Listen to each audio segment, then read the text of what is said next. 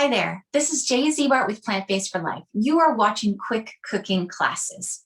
Today we're going to be making Buddha bowls, basically infinite possibilities of combinations, but I'm going to give you some ideas. We're also going to do a tofu preparation, and hopefully that will give you ideas as far as how you want to prepare your tofu as well. So please join me in my kitchen.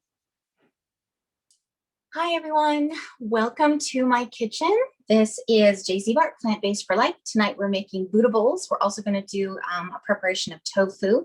So first, let's go ahead and get that tofu prepared so that you know how to make that. That's going to take the longest. The rest of this is going to come together pretty quickly. You can see I already have all my ingredients prepared. What I highly recommend is when you go to the grocery store that you bring your produce home and you get it ready as possible. So that'll include chopping some things. Some things it will be either defrosting and putting it in a bowl in the fridge so it's ready to go, or it is rinsing it and spinning it dry and making sure it's dry, like your greens. Things that are harder like radishes or, hard starchy vegetables, those sorts of things should be stored in water. Your celery and your carrots, those can be stored in water. That's the way to keep them the freshest. All that kind of thing. Just make sure everything is ready to go so that basically you have kind of a little buffet right in your fridge. You just go boink, boink, boink, boink, boink. Voila, I have a meal. So first of all, let's go ahead and prepare our tofu. I'm using Wildwood extra firm today. I use a variety of tofus. I just try to purchase organic tofu, and I don't press it. You can see it's pretty wet still. So folks that like to press it, they'll either have a tofu press, which you don't really need, but if you would like that, you can buy a tofu press and it'll just squeeze the water out and then you can just pour it out. Or you can put a clean towel down and then just put heavy stuff on your tofu to help squeeze out the water. I don't like to do that, especially when I'm making tofu that has a shape, because when you press down on it, it starts to break apart a little bit. This is extra firm, but it'll still start to crumble on you a little bit.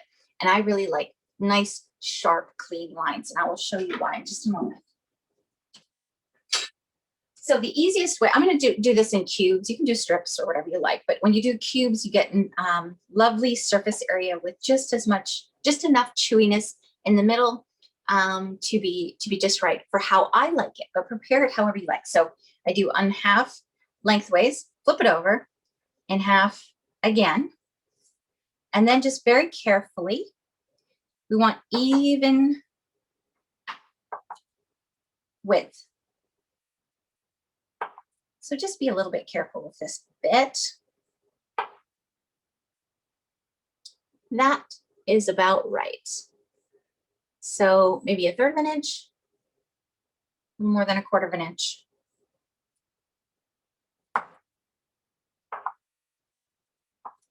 And we just want to chop that all up. And now we have these beautiful squares. Now, the theme of the night tonight is simplicity. We want to make this very, very simple. There are marinades out there. I have some marinades on the website that have a lot of ingredients. Today, I am going to show you my 2 favorites that are my easy go-to favorites. So I'm just going to put these in a bowl. I like a flat surface bowl for this so that I get the best coverage with the marinade. So just plunk those all in. Make sure they're as spread out as you possibly can make them. Now, what I'm going to do is I'm just going to douse them with a little coconut aminos. Now, make sure when you buy your coconut aminos that you read the ingredients. Sometimes they have added sugar in them, and that's not what we want. So if you've never had coconut aminos before, liquid aminos are kind of an alternative to soy sauce. It's a little bit lighter, but very flavorful. This is coconut aminos, and they are just a little bit sweet. So it reminds me a little bit of a teriyaki marinade. And so what I'm going to get is sweet and a tiny bit salty bites. And that's what I'm looking for here. So I'm just going to douse these. There's no measurement or anything. Just make sure that they're somewhat covered. Doesn't need to be, you know, completely covered. Just make sure that you get a little marinade on all of those beautiful bits. Set it aside, marinate it for 5 to 20 minutes. Probably don't want to do more than that because it will start to break down. And every once in a while, just make sure to, you can even put a lid on it and turn it upside down if you like. That can get a little messy, so do that over the sink because this stuff is a little bit sticky. That's it. I told you that the theme of the night was simplicity. The other thing I will do is I will take my plain cubes of tofu, I will plunk them on my parchment paper covered baking sheet, and then I will just spritz them with Bragg's. Now this is a glass spray bottle that I have filled half Bragg's liquid aminos. You can do any kind of liquid aminos, but Bragg's is the most popular brand. Liquid aminos and half water. So you've really reduced the sodium. And then I just spray my cubes. That's it. That's my favorite way to prepare them. And then I just bake them until I like them to be pretty crispy. So crispy, I call them crispy bites, crispy tofu bites. And so tonight we're going to cook our tofu. We're going to bake our tofu at 425 for 20 to 25 minutes. And I'll show you what that looks like when you do that. But if I was going to bake it for just me, I would do it longer because I want it to be just a little bit crunchy. And tofu will actually get crunchy on you if you bake it for long enough. You're just baking up the moisture. But I will show you what 20 minutes gets you in a little bit.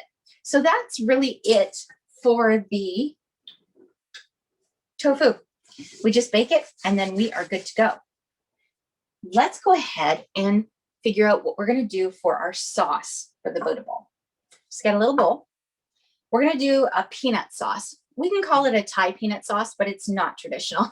If you look up a traditional Thai peanut sauce, it has tamarind in it, which most of us don't even know what it is, let alone use it on a regular basis. So basically what we're looking for in our Thai peanut sauce is peanut butter, or you can use any kind of nut or seed butter. If you have a nut allergy, you can use sunflower, but peanut is sort of the flavor, the traditional flavor.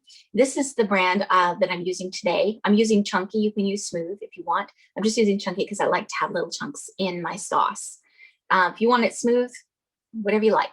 Just remember when you buy your peanut butter, there should be nothing in it but peanuts. Nothing but peanuts. When you are measuring anything sticky or gooey, I highly recommend you rinse your implement, whether it's your measuring cup or spoon, with water and then put it in. It's not a perfect solution, but it does help to slide some of that sticky gooiness into the bowl without having it all stick to your spoon or cup. So I'm just going to lean over here and rinse my 1/4 cup measure. So I'm doing a 1/4 cup of peanut butter. Again, those on the mailing list will be getting these recipes, although they're not really even recipes apart from the sauce. Really, really easy peasy. So a 1/4 teaspoon, or sorry, a 1/4 cup of peanut butter, 1/4 cup of peanut butter, and then a 1/4 cup of water.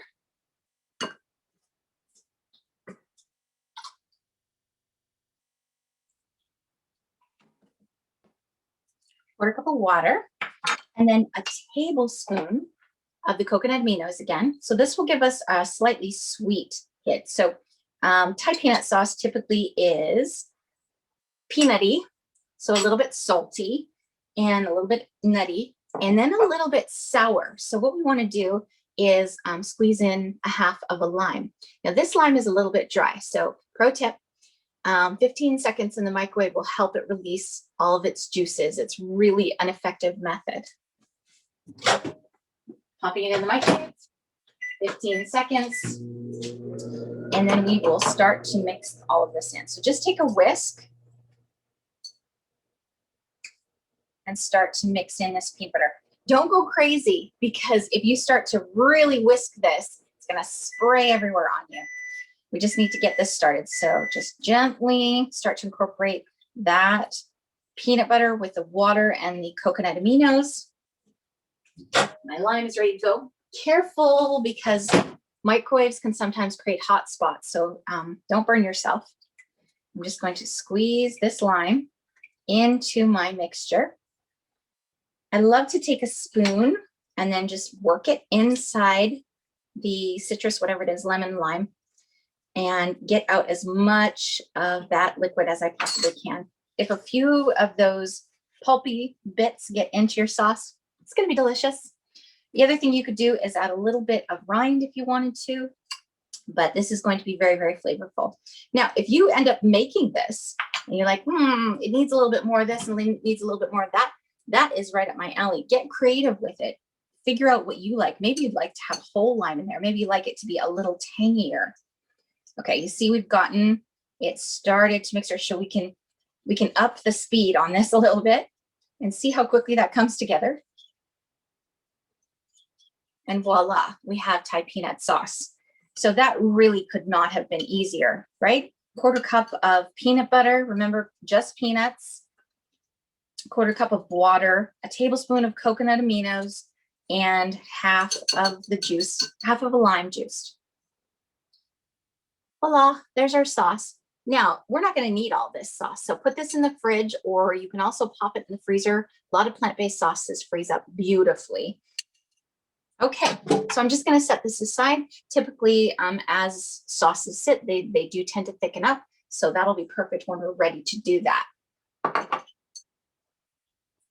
So we need a bowl for our Buddha bowl. Now, this bowl is sort of a standard cereal size bowl, but we are going to be putting in a massive amount of veggies in here. So if you wanted to do a larger bowl, I'm going to be perfectly honest with you here, I would do a larger bowl. But for the sake of this presentation, let's just see how it's done in this regular size bowl. Our base should always be greens, right? Every time we sit down to eat, there should be a mass of greens there, right? At least 1/4 of your plate should be some sort of green, dark leafy green or cruciferous vegetable that is also green. So today I have some mixed microgreens. I thought these would be perfect. And since the theme of the day is super simple, you don't have to do anything to these. You don't have to chop them or anything. I'm just going to put a little pile of them at the bottom of my bowl. So as I'm eating, I'll get little bites of greens all the way through. Now, for those of you who would rather keep this separate, then just use a larger bowl. Sorry, there's a funky one in there. I'm taking that one out. Okay, perfect. That is wonderful. Okay, so we have our basic greens. Now what we're going to do is start adding some of these beautiful colors. You can do anything as your base. You could do spinach, you could do kale, they can be cooked, they can be raw. You can do arugula, that would be fun. You could do any sort of dark leafy green that you like, or you could have a base of green vegetables like broccoli. Again, cooked or raw, cooked or raw. If you do cook your cruciferous vegetables though, remember to add a pinch of ground mustard, right? So when we make our cruciferous vegetables, we want to chop them and wait 40 minutes so that the sulforaphane is generated. But if you cook them, then that goes away. So we want to add the powdered mustard, which helps to bring back some of the full completeness of the cruciferous vegetable. It's a really cool trick, kind of weird, but really awesome. So if you do cook your cruciferous vegetables, remember those are your broccoli, cauliflower, kale, any of the cabbage family, Brussels sprouts, bok choy, all that kind of stuff. Arugula, those are all cruciferous. If you do cook them, add a little pinch of ground mustard. Since I have my broccoli in hand here, I'm going to go ahead and put a few pieces in my bowl. Now, don't go crazy because we have a lot of veggies to add. We just want to add a little section and make sure it reaches the top of the bowl. We're also going for looks here, right? So I've got all these beautiful colors. So I have these rainbow mini peppers. I have some yellow, orange, and red in here that I've just sort of tossed together. And if you've chopped too much, this is not a bad thing because then you just put your salad bar or your buffet right back in the fridge and it's ready to go for the next time. So we just want to make sure that it reaches the top of the bowl and just kind of scooch it off to the side. I also have some rainbow radishes. Are you sensing a theme here? I'm really looking for the most variety of colors, all of the bright, beautiful array of the rainbow, all the jewel tones, trying to get them all in here, because this is a perfect opportunity to get all those beautiful micronutrients and to eat that rainbow. So I'm just going to put these over here, alternate your greens and other colors. The other day, a friend of mine showed me these watermelon radishes, and they were beautiful. I was hoping to find them for you today. If you see them out there, give them a whirl. They're delicious, a little bit lighter than a standard radish, but just gorgeous. They have this beautiful pink striations in the middle, just absolutely beautiful. Okay, so now I have, let's do a little bit of orange. So here I want to show you, I have some carrot sticks. Now I have done this both ways. I chop these into little tiny carrot sticks, or you can use a peeler on a whole carrot and just do shreds that way. You could do shredders on a box grater or in your food processor as well, but I find those kind of get mangled, and I'd rather have whole pieces that look clean if possible, but it's all about what you would like.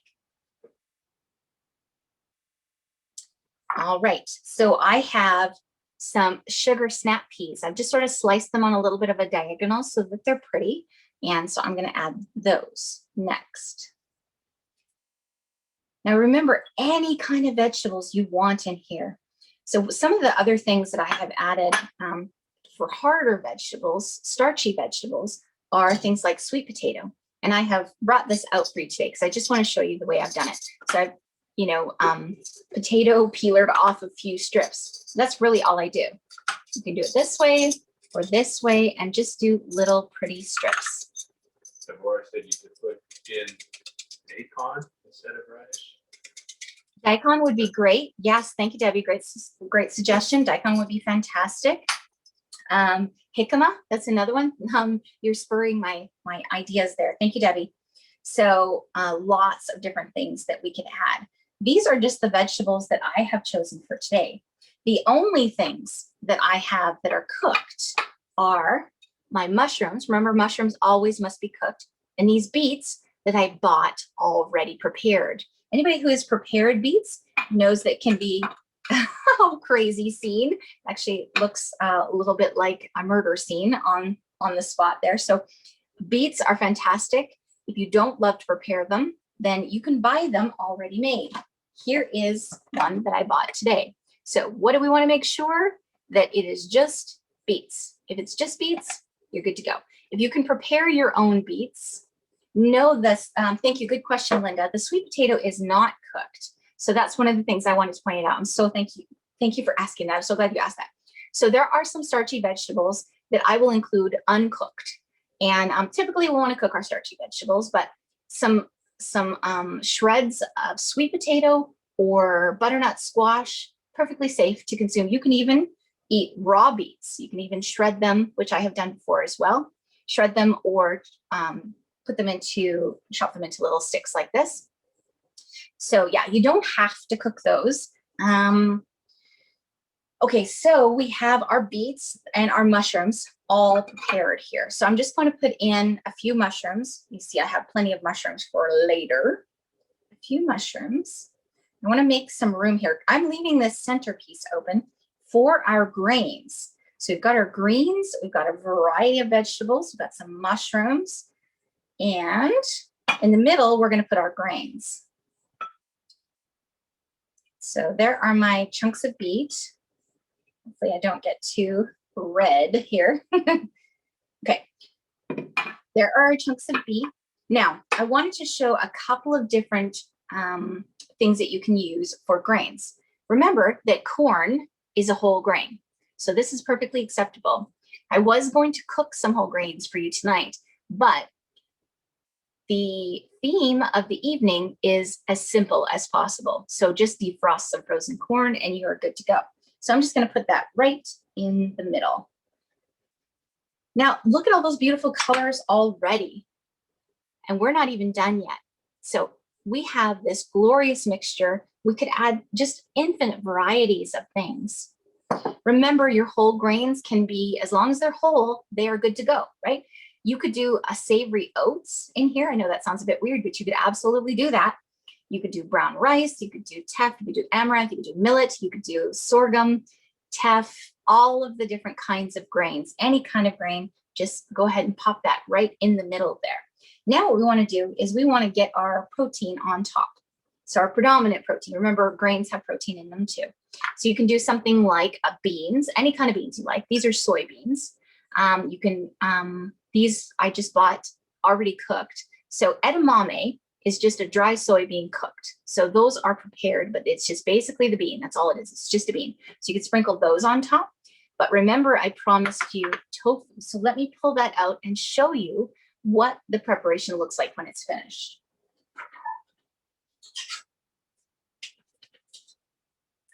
There are our little tofu bites. So I know, I wish I could share them with you too. I just want to show you. So they are a little bit crispy on the outside, pretty dense, pretty chewy, a little bit soft in the middle, and that is absolutely perfect. Now, for me, I would bake them at least 5 or 10 minutes longer and get even more crispiness around the edge. But for most people, this is the desirable chewiness density that they're looking for. Now, you know, when you go from jiggle, jiggle, jiggle to this, it's a big difference. This is gross for most people. Some people like the jiggliness. Most people do not. This chewiness is absolutely awesome. It feels very, very satisfying. It is a lovely mouthfeel, and it is delicious because it has those coconut aminos on them. So I'm just going to take some of my tofu bites that I've made, sprinkle those on top. Now, you absolutely could eat it just like this, but I'm going to add my peanut sauce on top. This peanut sauce that we just made. I made it with chunky peanut butter. You could make it with smooth peanut butter. It's entirely up to you, but I like the little chunks in there. So I'm just going to drizzle this on.